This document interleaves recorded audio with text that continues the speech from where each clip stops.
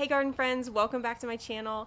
Today we are going to be planting up some sedum and some Nandina. I'm super excited. I had a friend of mine who does landscaping and garden removal actually drop off a ton of Nandinas and a ton of sedum, and I'm so freaking excited to use all of this. She dropped it off completely for free, and I literally am so crazy excited. I posted on my Facebook and was like, hey, does anybody have plants that they're willing to get rid of or that they need divided or anything like that?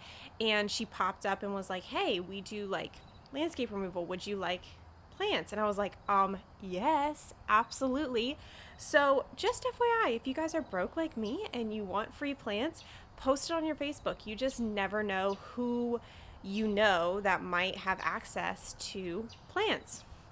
So either way, we are going to be going ahead and planting that up today. So I hope you guys enjoy this video. If you do, please like and subscribe because that helps my channel tremendously and I would really appreciate it.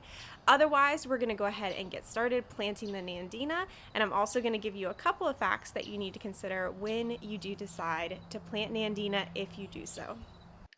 Hey guys, Editing Crystal jumping in here to kind of talk to you guys a little bit about Nandina, the plant, and talk to you guys just a little bit about maybe some considerations that you want to take into account if you're deciding whether to plant this ornamental shrub or not.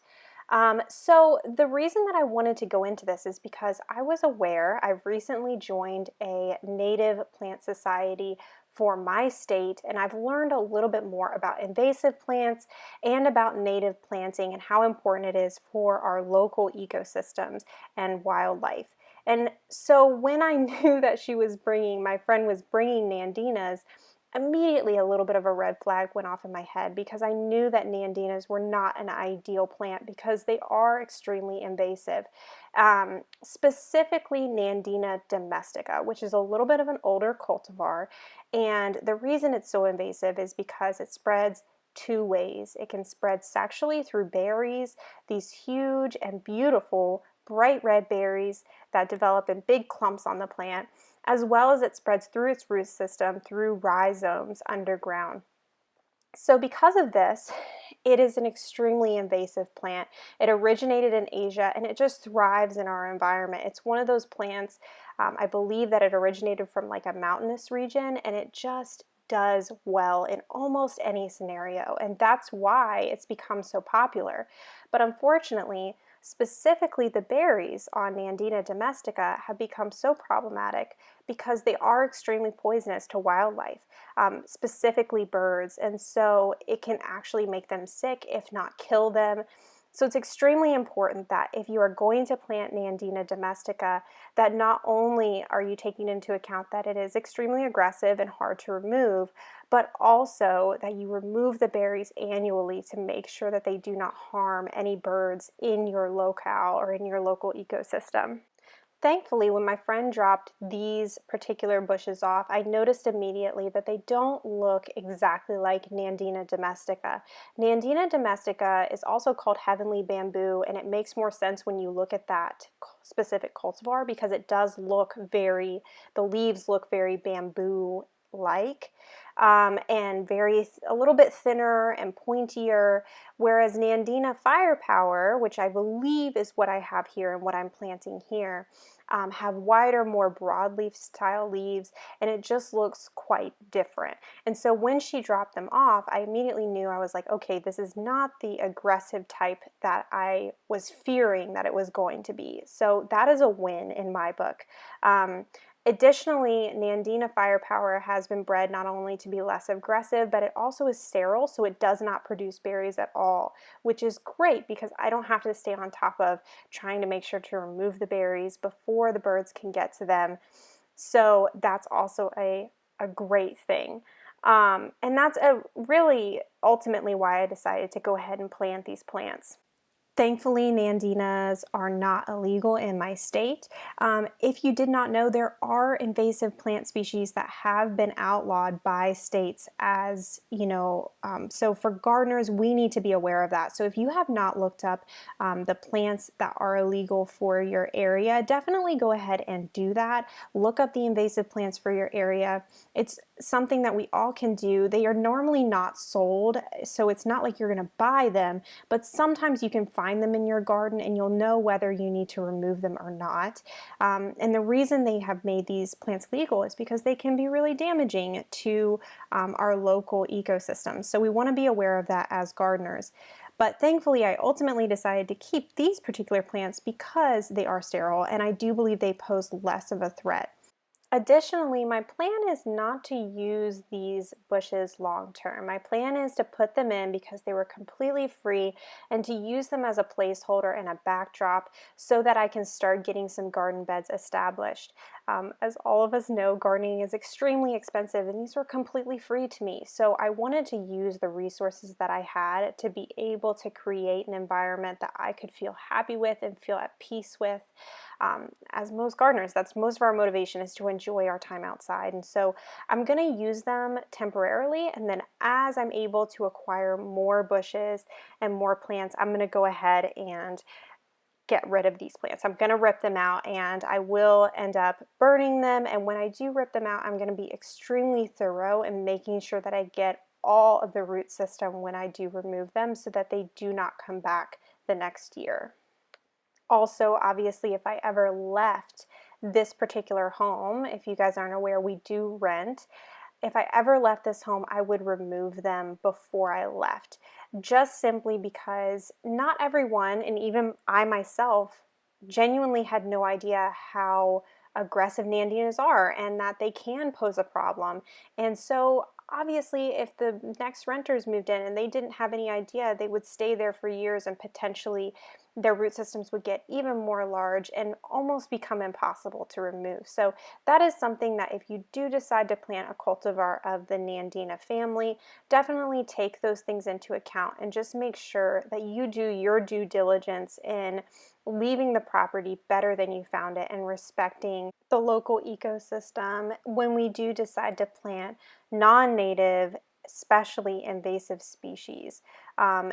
Kind of along that same grain, you can see that I am actually planting a grass here, and this is a native grass that I found in my backyard, and I planted it, and I can say it's like 2 weeks later, it's doing amazing. I've actually seen some small little babies pop up in my yard as well, which I will be letting grow over the winter and then hopefully transplanting into the garden.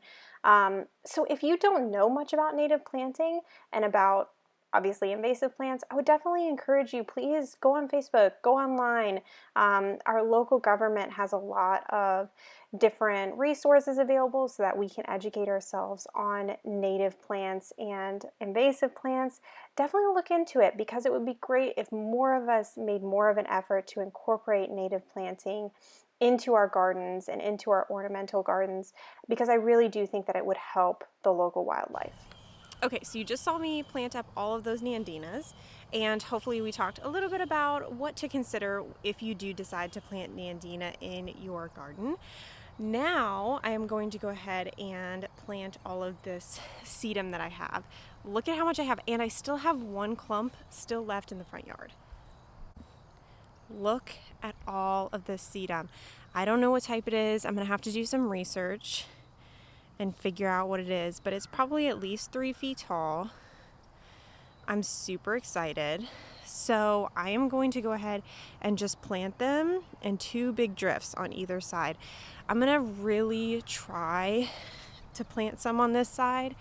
I probably need to do this first because if I don't plant this, then I may not want to put it on the other side, which would make this whole portion of the video a complete waste of time.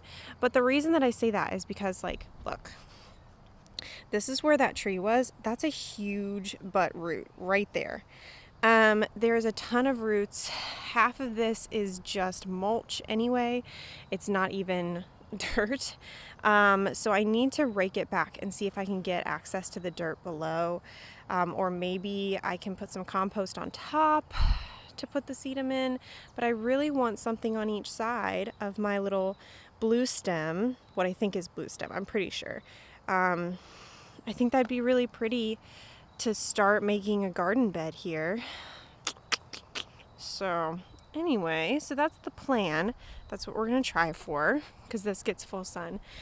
In addition, look at this. I'm pretty sure that this is native blackberry. So I don't know how I'm going to trellis this up, but I'm going to try to keep some of it and trellis it so that maybe we can have some wild blackberries next year. And then of course this is going to have to get moved when we do. We're hoping to get a play set right here for our daughter.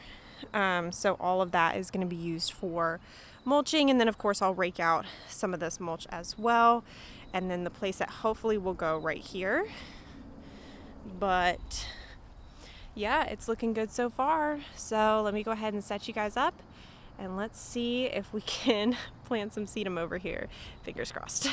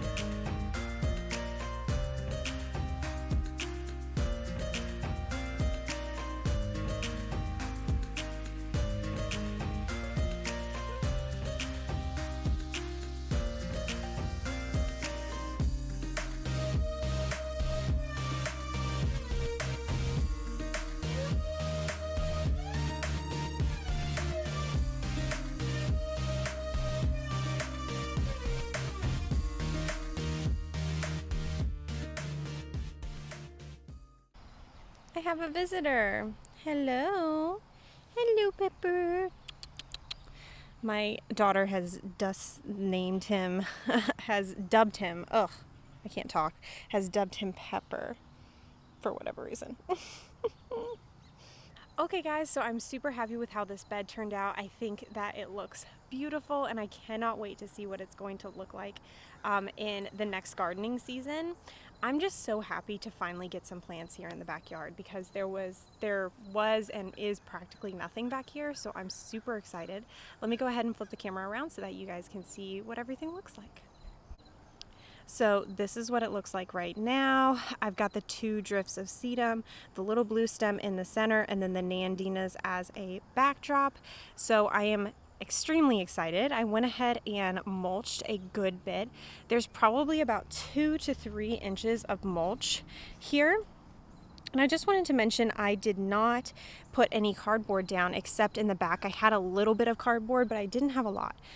So what that's going to mean is that I am going to need to continue to mulch this area fairly regularly to make sure, especially in the spring, to make sure that I suppress the grass and the weeds. It's going to take a good amount. Now, I personally have a lot of mulch on hand. I have a big pile here, and then I have a big pile over there as well.